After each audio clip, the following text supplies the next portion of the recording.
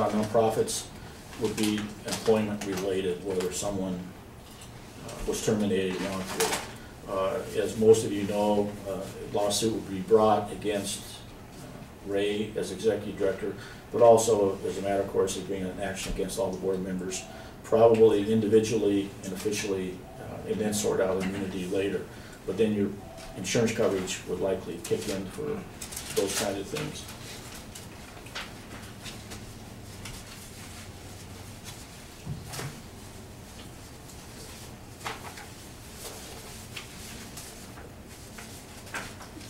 And I know that there's some questions, and so just a little bit on employment, and if you have questions, feel free. I wasn't sure how this is going to go, and so it's just real general. But employment law, as many of you know, again, and many of you know more about this than I do, but we've had many issues with P&A over the years about, because it's a disability rights organization, where an employee has a disability, and how do you handle that? What do you know, those kinds of issues come up. So the question comes up, if an employee brings an action for discrimination, how does that work? And most of you know this, that they have to file a claim with EEOC.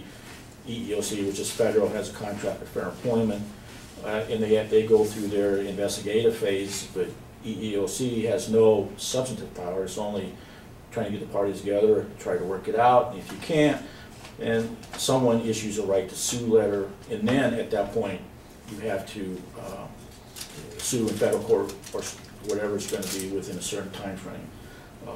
Having said that, to allege a discrimination claim, let's say an employee alleges a discrimination claim against Ray, is that the employee then has to notify the board, and if failure to notify the board is an automatic get out of court card. I recall years ago in a case before Judge Johnson that there was a case where a woman alleged a sexual relationship with the executive director, and she sued the board, and they settled out of court, and so they went to court, and the jury found for the board against the complainant because she didn't do one thing, and that's notify any of the board members that this is going on. So those things from an employee point of view, just to say, well, we can be sued, it's not so easy to sue. Employment cases are tough to prosecute, and out of all the cases that I've seen that we've been involved in, there hasn't been a successful case against P&A, but we also monitor other entities that have a disability rights organization, and hardly you ever see those be successful. It has to be something egregious, I guess, you know, that I've seen. So anyway, on nonprofit boards, the training was to be limited to employment, whatever that might be. So I know I quickly shotgun through this. So if anybody has questions, I'd be glad to do that. Mike, I have a question. Should we have a policy then that lays out what happens if an employee makes a complaint about their employment status or being fired or anything like that? Yeah, in your policies and procedures, you should have more provisions talking about the rights of employees, how they're disciplined, how the process works. You know, there's lots of provisions that you can put in there that would set that straight, and then maybe some other provisions too. For example, in looking at P&A, we're in the process of looking at revising the personnel procedures. Now, in P&A's case, the personnel procedures at one time did not have the disclaimer at the at-will language, so they ended up being contractual. And most of you understand that one is employment at will, and you have to have this disclaimer that says you're an employee at will, we can do whatever we want, whatever at any time.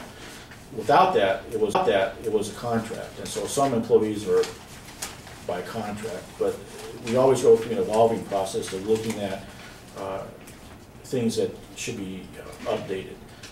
And I remember looking at just last couple weeks ago a policy in university saying that, for example, we understand that in a working relationship that there's often people who spend time together often form an attraction to each other, and sometimes relationships begin, On the other hand, we believe that may be nice, but on the other hand, when they fail, the workplace is a terrible place. For that reason, we adopt a strict no tolerance viewpoint.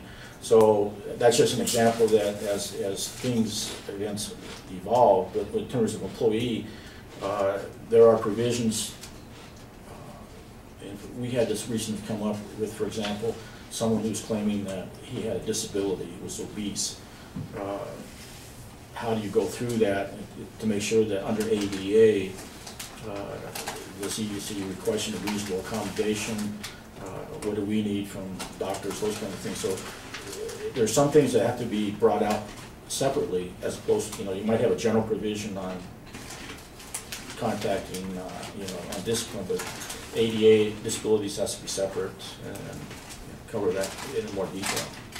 Well, and one of the things that I'm worried about is if I put together strict employee job descriptions, and then I give them the opportunity to get reviewed, and then before they're fired, they have an appeals process, they can contact the board. Doesn't that then give me a contract for employment? Well, certainly in that context, I would argue it would, just because, as you can say or tell, you may have an employment at will, but as Judge Johnson's noted in that decision, is that it can be modified by action. Your actions may override the express language and become an implied contract.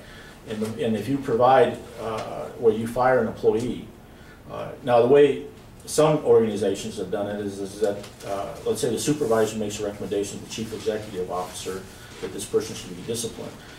But you set out disciplinary procedures, like we give you a warning on your second warning. I mean, there's a host of things that you do. And then the chief executive officer can make a recommendation to the board. I make a recommendation that this person be terminated. But the appeal procedure has to be limited, in my opinion. I mean, you're going to have a chance to meet with the board or the employee to, I'm issuing you a letter of reprimand for something. But I don't think once you you don't want to set up the board as an appeal organization.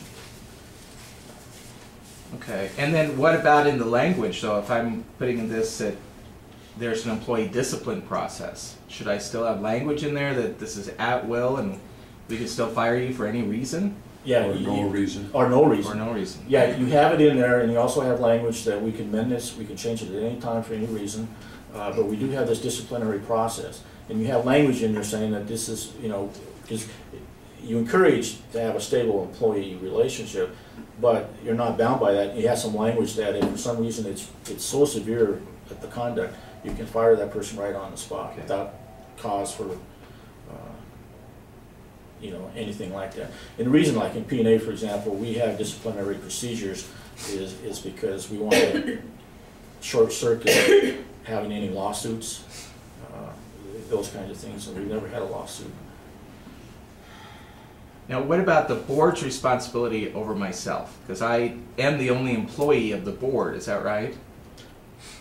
Well, everybody's an employee of the board to some extent, because the board sets policy for legal aid. You implement policy. You report directly to the board, and I'm not sure. I don't think you're a member of the board, right? You're just you report to the board, and if an employee has